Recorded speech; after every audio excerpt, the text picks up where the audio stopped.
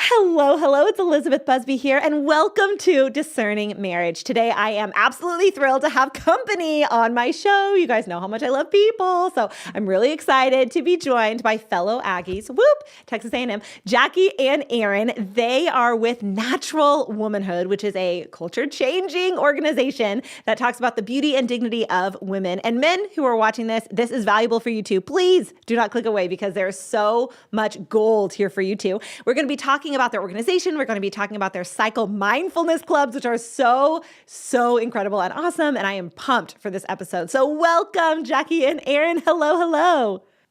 Hi, so great to be here today. Who is who for my audience? So my name is Erin. I am currently the education coordinator for Natural Womanhood. And I'm Jackie Aguilar. I'm the director of education for Natural Womanhood. This is so exciting, y'all. So talk to me about what Natural Womanhood is, something that did not exist when I was at A&M. So tell me all about it. Natural Womanhood is a nonprofit. We're located here in San Antonio, Texas, but we work with kind of a team that's scattered all over the country and even in Mexico City. So lots of people that collaborate to provide the information that we have on our website. We have over 700 articles, podcasts, videos on our website on women's health. And that was mainly how we were reaching people with the information of the health of women's cycles and the benefits of cycle charting. But recently we started to do more in-person programs, which is including the Cycle Mindfulness Club. And it's just been a really exciting thing. So last year we piloted 4 clubs. This school year we have 10. So on 9 different campuses. Mm-hmm. Yes. So 4 here in Texas, several out of state, and then we even have one in Uganda. Wow. So tell me about what these Cycle Mindfulness Clubs, what do they do? What's the point of them? The Cycle Mindfulness Clubs were really created to teach young women, especially college-age women, about their health, about their fertility, but specifically through the lens of just teaching science to illustrate the point that our bodies are beautiful, our bodies are complex, but our bodies are good. And I think oftentimes, like especially as young Catholic women, like I remember growing up and hearing all these scripture verses of, what it means to be a woman and what it means to be a human with dignity. And, specifically what's coming to mind is that verse of we are fearfully and wonderfully made, right? And I was reflecting on that recently and thinking, well, how can you truly believe that if you don't even know how you're made? And so that is really one of the main goals of this initiative of the Cycle Mindfulness Clubs, to teach these women, here is how your body actually works. And through that education, they reach this point of realization where they say, oh, like, this is why I'm good, because all of these processes are always happening in my body that allow me to do all the things that I can do. And hopefully, eventually, if that's your vocation, to become a mother, that allows that process to occur as well. So that is basically the main goal of the Cycle Mindfulness Clubs, and to do that in community with other women. So it's, it's not that the person that's leading this or teaching this is an expert in the field. They have received our own training, which we can talk about later, but it's a peer. And that is, I think, the power of these clubs, is because you're forming that community almost like in a Bible study setting where you're just in each other's living room or campus classroom or things like that.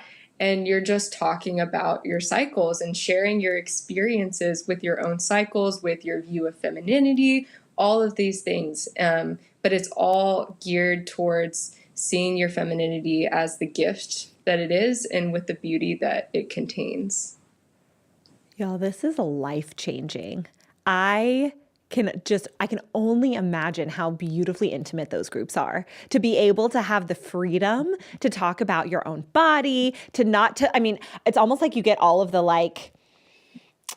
wiggles out when you talked about certain elements of your cycle, right? Yeah. That we're just taught to, or maybe even not taught, we just absorb the idea that it's shameful, that it's dirty, that it's like, it's a curse. It's like you whisper period or tampon, like when you're like you need some help with your cycle and you're like, do you have a tampon? Like we're just taught to like whisper about this stuff. So to have this group of women that proclaim the beauty and dignity of the body, but do it together, you get used together to talking about these things and you share this intimacy. I can only imagine how that affects not only a woman's self-esteem, but also her capacity for relationship, both with, women, but also with like in dating relationships and stuff. I mean, the ripple effects of what you guys are doing is incredible. Yes.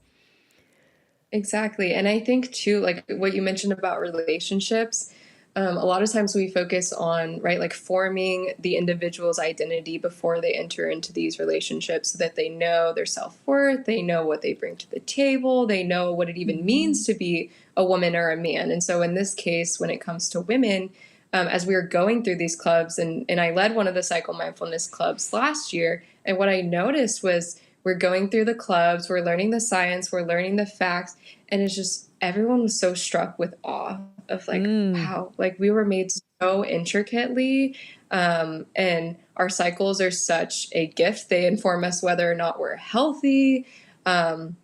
They give us different strengths during different phases, and just all this wealth of information was leading to this one conclusion that we're beautiful and that we need to reverence ourselves. And like actually in the middle of one of our presentations last year, it was a moment that you won't forget. I was teaching and I was just explaining anatomy from the PowerPoint, and this one girl just like stops, like pauses, and she's like, oh my gosh, now I understand like why we're supposed to have reverence for our bodies. Oh. And it was like she was just making that connection of like, here's just the facts, like the simple facts of how you're made. And then like all of this theology that she had been exposed to throughout her childhood, being raised Catholic. And she was finally making that connection of like, yes, I am fearfully and wonderfully made. And I just treasure that moment. And I think, if all women can have a similar moment like that, especially before they enter into these relationships, like, wow, what would the impact be on relationships and on culture as a whole surrounding sexuality, especially? And then for that woman to then enter into relationship with a man, reverencing herself and then having the capacity to also reverence him and to ask him to reverence her. Yeah. I mean, sorry, that's exactly why like I ended up in this work I did not know this information when I got married, and neither did my husband. We had no clue, and it was not covered in our marriage prep. I mean, we got married in the Catholic Church. We did marriage prep. So we started using the pill when we got married because we didn't know any better. And it caused all kinds of health issues for me. It caused tension in our relationship. And once I stopped taking it, it was like a light switch where like all of a sudden the intimacy returned and we were like, what just happened? What was that? And then, God led us on this path, and he brought us to this knowledge that totally transformed our marriage. And we were like, why didn't anybody tell us this? We need to tell other people so they don't, make the same, have the same hardships that we had, or, suffer through something like what we went through, because it was not fun. It was not a good thing for us.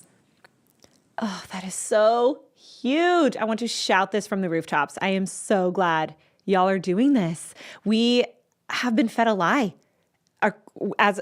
Culturally, we have been fed a lie about what it means to be a woman. Obviously, that's all crumbling around us, but specifically cycles, like what your cycle is for, the beauty of your cycle, and how it can help you. Understanding it and reverencing it can help you live a thriving life. I just love that this is what you guys are doing. So why do you guys think we have so many hangups in our culture about like bodily fluids and our cycles and all of these? Like, why do people have this like ick factor around it, right? I'm assuming you see a lot of that when women come to your groups. Like, where do you think this comes from? Well, I think it's a lack of education and a lack of just understanding, because if you don't talk about it, then there is that shame that surrounds it, because you keep things in the dark, you hide things that are shameful, right? And so that's the impression that we get as young girls. That's kind of where our like the last generation came from. So I feel like we're trying to kind of transform this for the next generation, that no, it doesn't have to be something that we keep hidden and that that we whisper about. We can, in community with people, that we can, share this authentic women's community, and we can talk about these things, and they're not shameful to talk about. Our body is beautiful, right?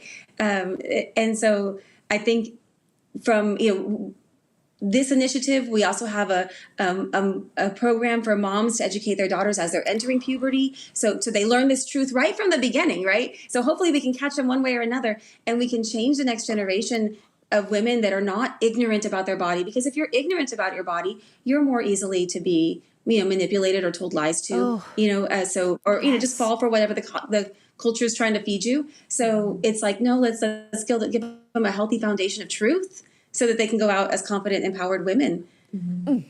And I think absolutely that knowledge is power, like Jackie is saying, because, when we don't understand something, we're more likely to fear it, or we're more likely to experience shame from it, because we have no defense. We have nothing to, combat that, that lie that's out there. And so if we're not equipped with information that allows us to push back on that lie that's being fed to us, then we just stay in the same spot. We just sit in our shame. We just sit in our discomfort, or, this idea that being a woman is an inconvenience or gross, or all of these things. And so that is one of the primary goals of our club, is to just fight back against that lie.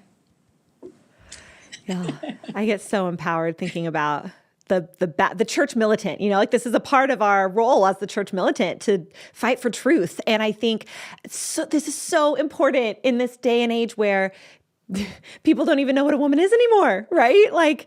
When we were on YouTube kind of looking up different video topics that people are interested in around this. And one of the questions was, can men menstruate? It's just a fascinating, if you understood the beauty and dignity of a woman's cycle, it's eye-opening, and it grounds you in this truth, and it keeps you, I love what you said, it keeps you from being afraid.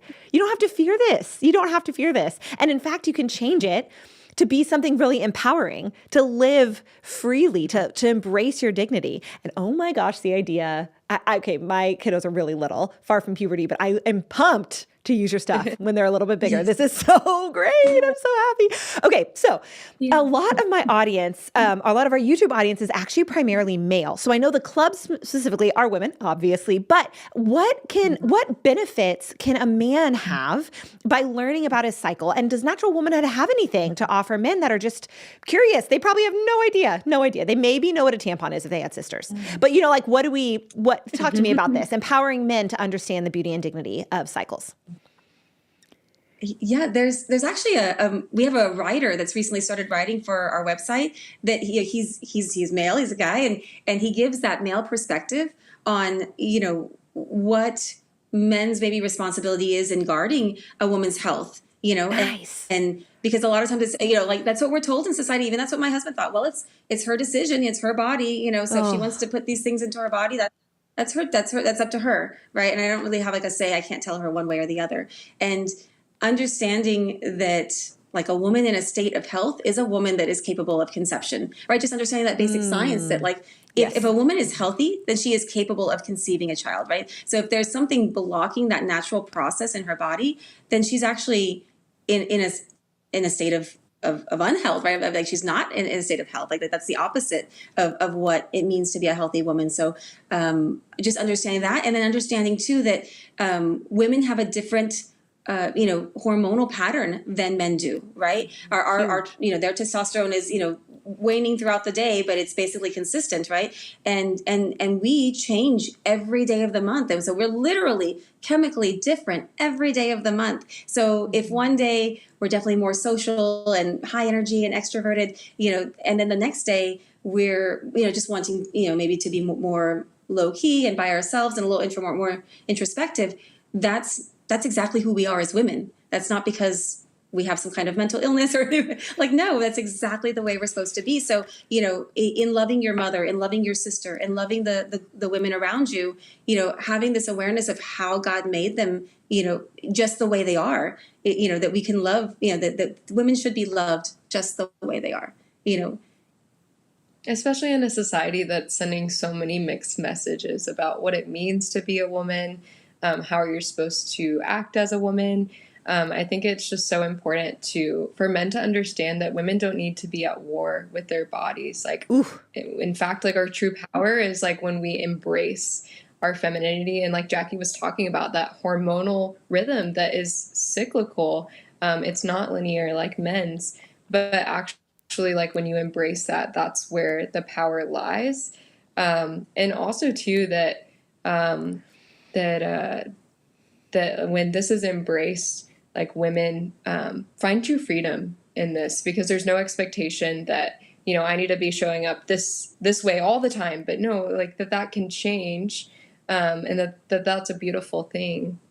I love it. This empowering nature of just knowledge about the cycle, but what you guys are doing specifically, what your organization is doing to really empower women, but also men, right? To have the freedom to say, like, I want to learn about this. I don't want to live in fear. I want to be able to embrace my dignity. I want to be able to fight for truth. And this knowledge is what's going to let us do that. Oh, I'm pumped. Okay. So also a lot of my audience, obviously Discerning Marriage is the name of my show. So a lot of my people are preparing for marriage, are discerning marriage. And now obviously cycle management is going to be really important if you're a celibate woman, because you're going to have your cycle forever. But specifically for people who are discerning marriage, how can knowing about a woman's cycle set a person up for marital success? I mean, I guess from my perspective, if I would have known this beforehand, I would have known what was due to me as far as a woman, as far as how I should be loved and how I should be respected. Yes. And then my husband wouldn't have been like clueless, like what is going on with her? Like, what is her deal? You know, I mean, and clueless on how to then love me. Right. And once we figured it out, you know, thank God, it was like, oh, okay. You know, I'm feeling so loved by my husband because he actually took the effort to get to know me in this intimate way. And now I just want to like throw all that love right back at him. And all of a sudden it's just this vicious cycle of love, you know, it's great. And so I think just, you know, acknowledging your dignity just the way you're made as a woman, then, you know, calls a man to then rise to that level of, I want to love you exactly for the dignity that you have, who you are. And then also, I mean, Erin could speak to, you know, like the health reason. I mean, if a woman is struggling through some kind of health issue with her cycle in regards to her cycle, you know, that might eventually, if not checked, you know, if just left to itself, it could progress and get worse and maybe cause issues with fertility when she's ready to start planning a family. So if she's able to address those issues when she's young, before she's married, you know, then she can kind of have more, you know, peace of mind going into marriage, knowing that like, okay, I've taken care of these health issues. And whenever we're ready to start a family, I'm just ready to start a family. I'm not ready to start then, okay, figuring out what's wrong with my health and going through all that struggle, you know, when you're already looking forward to starting a family, you know? Yeah. And I would also say that cycle charting like breeds this level of self-awareness. So you know where you're at in your cycle at all times. You know how the different hormonal fluctuations affect your emotional milieu, your energy, maybe even like your spirituality. And so when you understand this, you're able to communicate that to a future spouse or whoever you're in relationship. You're able to articulate and understand yourself, and then allow that person, like Jackie was saying, allow that person to love you back in that way, to understand you more deeply in that way. And like in recognizing this very essential part of what makes us women, what gives us our feminine genius, that is powerful, because we're connecting the dots between this biological reality and this spiritual truth that we have known to be true this whole time. And sorry, one more just matter of fact, like factor is one of the most common side effects of the birth control pill is a loss of your libido, right? If all of your sexual hormones Yes. are being suppressed, you know, that desire goes away right along with it.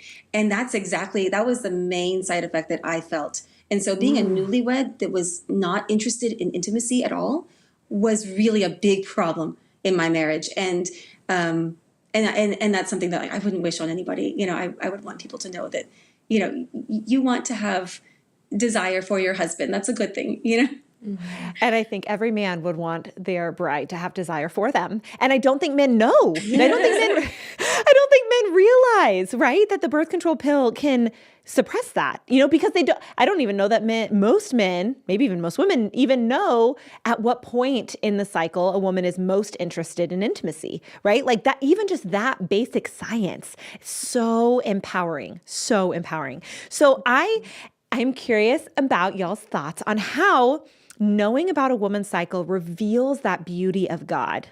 That's a great question.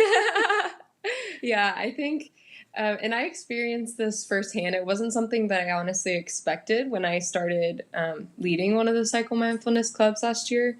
But it's like, as we were learning this biology, as we were learning that it was okay to talk about these things, that it was actually good to talk about these things, as we were learning to see the beauty and intentionality with which God created us, I think it led deeper to this truth that if we were created so intentionally, then that's the God who loves us. That's the God. He took the time to create us so intentionally. So shouldn't we take the time to also learn it?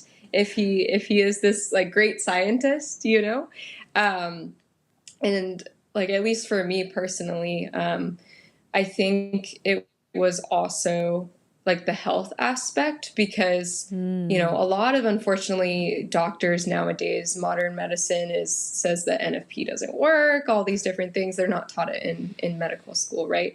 So, you go to the doctor and they're like, all right, here's the pill. Like, they hardly even listen to you. Or if you're on the pill and you're complaining of side effects, they, tell you you're crazy, or they switch you to another version of the pill or another form of contraception. And this isn't all doctors, but across the board, this is typically what we're seeing as a society as a whole. And so when I learned how to chart my cycle, and I was able to take my chart to a doctor, a NAPRO doctor that was trained in how to read this, to sit with me, I think that just did wonders for my soul, like not even just my body, but for my soul, to be, as a woman, to sit there and to be heard, to be listened to be understood, and not told like you're crazy, like just go on the pill and suppress your womanhood as a whole, but sitting there and acknowledging, my struggles and my symptoms and all of these things, and working with me to find healing. Because I think that's exactly what Jesus does with us, is, he doesn't just sit there and be like, all right, like, here, this thing's going to fix everything. Like, just go over there and, we'll take care of this. We'll put all these Band-Aids on it. But no, he sits with you through all of these struggles that we have. And he's not patching up Band-Aids to try to keep you together, but he's sitting there with you. He's addressing all these things that you're feeling. And there's something deeper. There's a deeper healing he wants to bring about throughout all of this. So in my experience, that is like a huge way that I've seen like God reveal himself through this whole process of learning fertility awareness and learning just the beauty of how he made us. Like, I think it's an opportunity for so much healing and freedom to come about, because we're just living into the reality of who we are as women. We're not deceiving ourselves. I, as you were talking, just got this kind of image of the accompaniment of Christ through our whole life, but through our suffering too, just in general. And I just got this image of y'all's groups, your cycle. I'm so sorry. I don't know why I have cycle management in my mind. Mindfulness. Cycle, mindfulness. Cycle Mindfulness Clubs. Like, your Cycle Mindfulness Clubs, in a very real way, are accompanying these women, are being the hands and feet of Christ toward to accompany them to the truth of who they are as women. And I love the story you told of the breakthrough. This might have been before we actually started filming, but the breakthrough of the realization of the connection between the science and the dignity of the person, right? Like, we're fearfully and wonderfully made. And part of how women are fearfully and wonderfully made is our cycle. I mean, a huge, huge part, maybe like the primary part of how because it just affects so many elements of us, right? But we have no idea. And so what your Cycle Mindfulness Clubs do you probably already aware of this, but I just love this idea that you are accompanying these women so gently and so tenderly to this place of knowledge and freedom. I mean, that's just incredible. Let's bring the conversation back to those clubs. So you primarily focus on the college campuses. Talk to me about that. So yeah, we every year, or the last 2 years since we've had the clubs, we have done a 3-day training in Houston where we bring these girls that apply to be leaders to Houston and take them through this awesome 3-day training of theology and science and the dignity of women and the feminine genius and all this awesome stuff.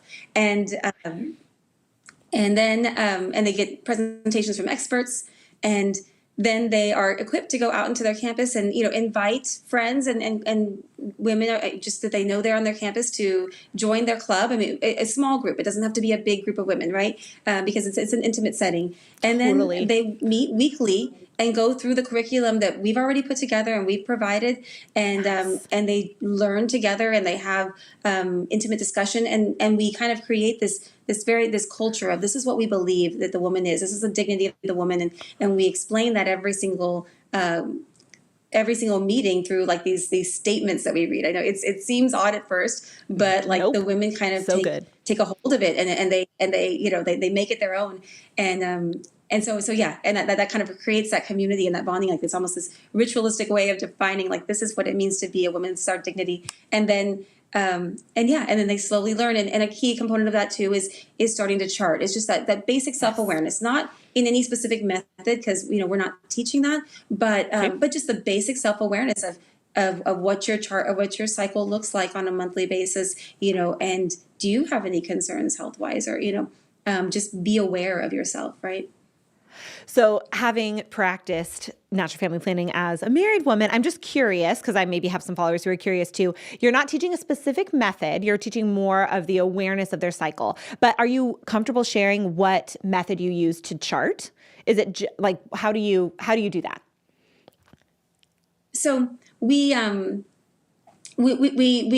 them to download the FEM app because it's customizable and it's free and it's really easy to use, and it has a lot of explanation within the app, so they don't necessarily have to learn the method, but they can just put down their basic observations of bleeding and cervical mucus, just those two observations. Okay. And then we developed our own just little basic just chart, like paper chart, right? Nice. Where they can color it in, color coded, and then they can also write down, their emotions, how they feel, or physical symptoms, or important events that happened, whether they were studying for finals or whatever it is. And so just kind of a basic self-awareness. It's not necessarily any specific method. It's just kind of a basic understanding of observing yourself on a daily basis.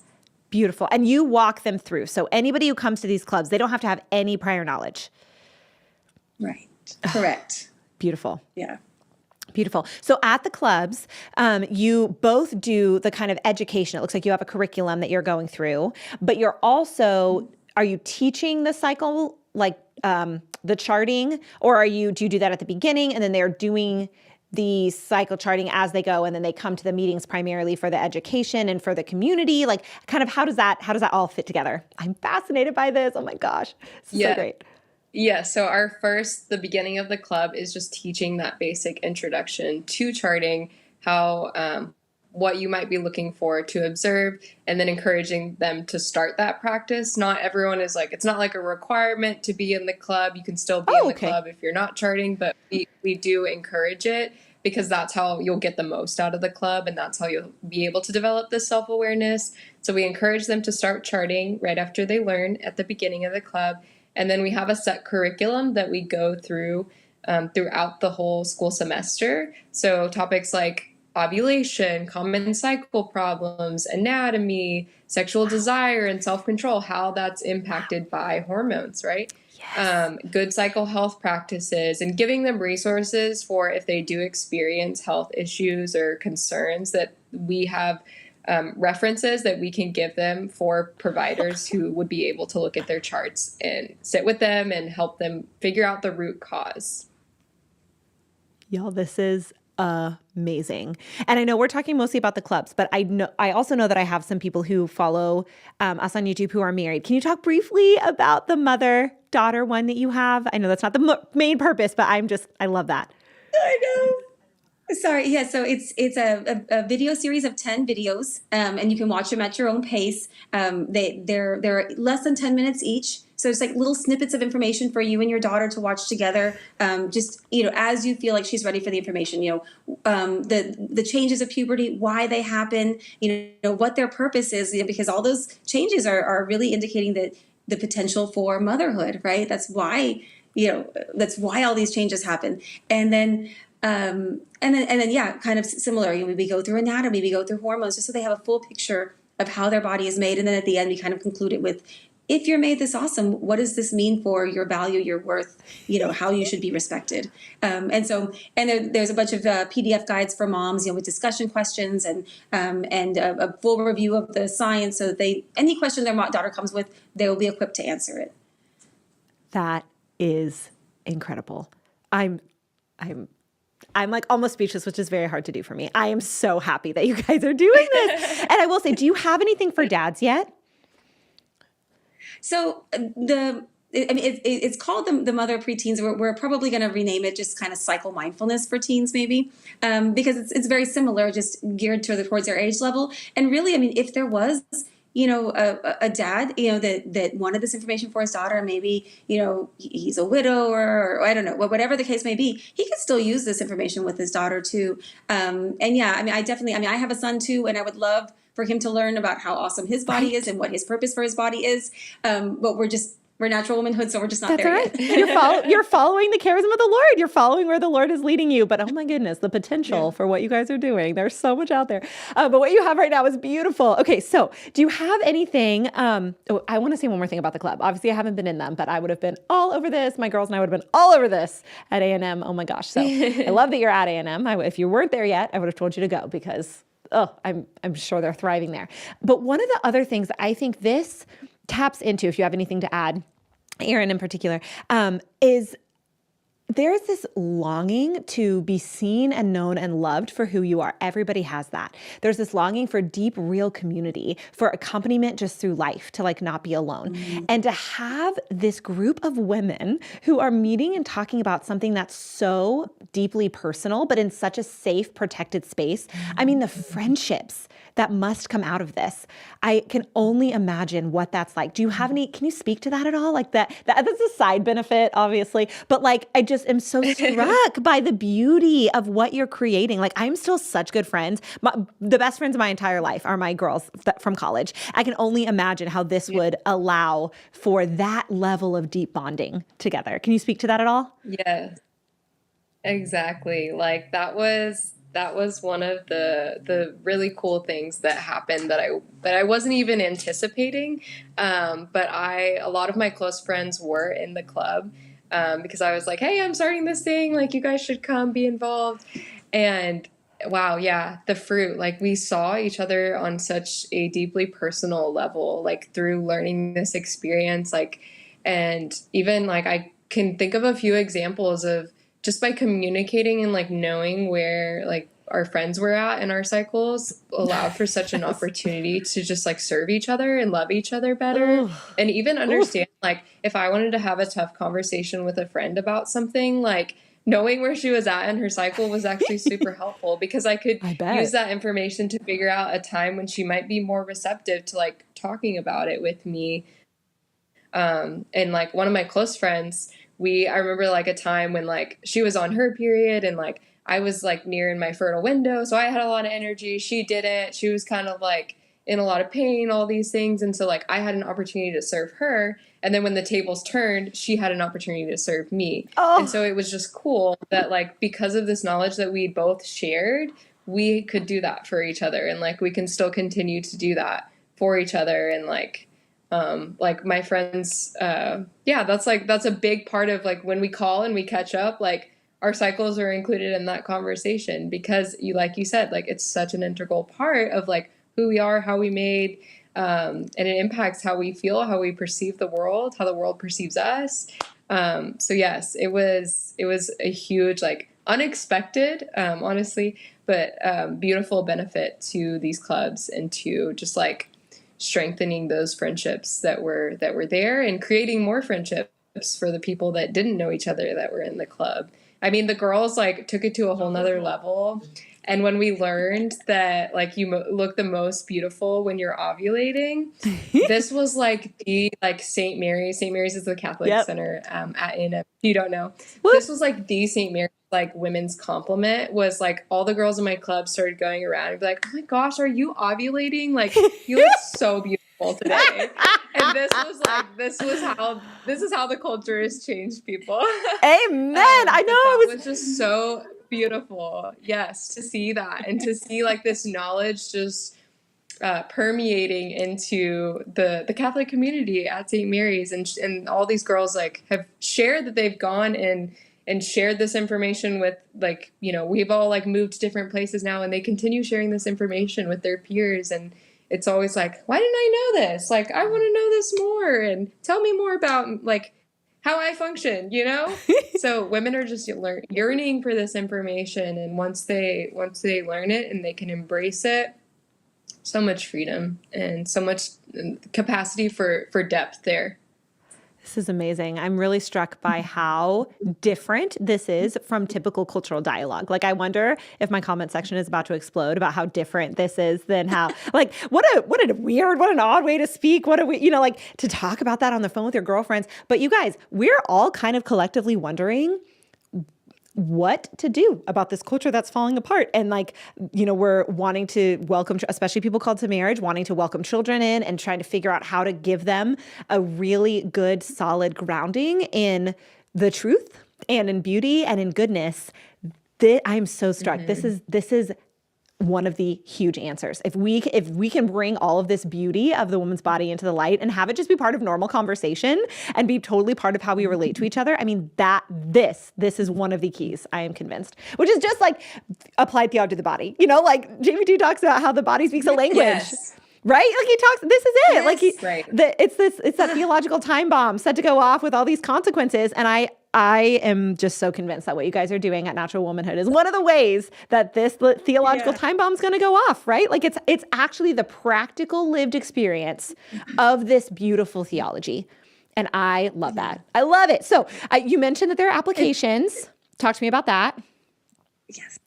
Yes. So our website right now, if you just Google Cycle Mindfulness, it'll come up and the application's online, and it's open right now until March 15th is the deadline. Okay. So if you know college girls that are still going to be in college next year, please, and they have any kind of interest in women's health or, you know, in cycle charting, please tell them to apply. They don't have to be experts at all. They're going to go through our training. We provide them support throughout the year.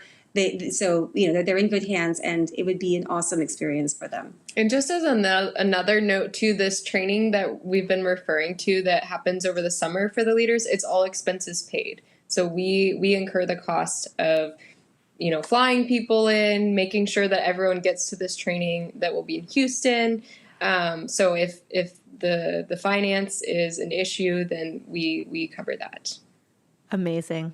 You're culture changers, you guys. This is awesome. Awesome. I'm so happy. Well, thank you so much for being here. We will include links in I always say show notes, but that's not right. Whatever it's called on YouTube. Sorry, Juan, my producer. What's it called? The description. Okay, we're going to put it in the description. The links to find more information about this stuff, the link to the application, we'll put all that in there. So if you're interested, we'll also put the mama course in there for those of you who want that. And some of the links to something that one of the guys wrote on your team, just for all of this. You guys, I'm on fire right now. I'm so excited. I hope you're as excited, people. So thank you so much, Jackie and Erin, for coming on. This is beautiful. And for all of you who are watching, I hope you are all fired up to be a culture changer too. We were so honored to have you join us today. Thank you so much. And until next time, stay close to the heart of Jesus and be not afraid. Bye.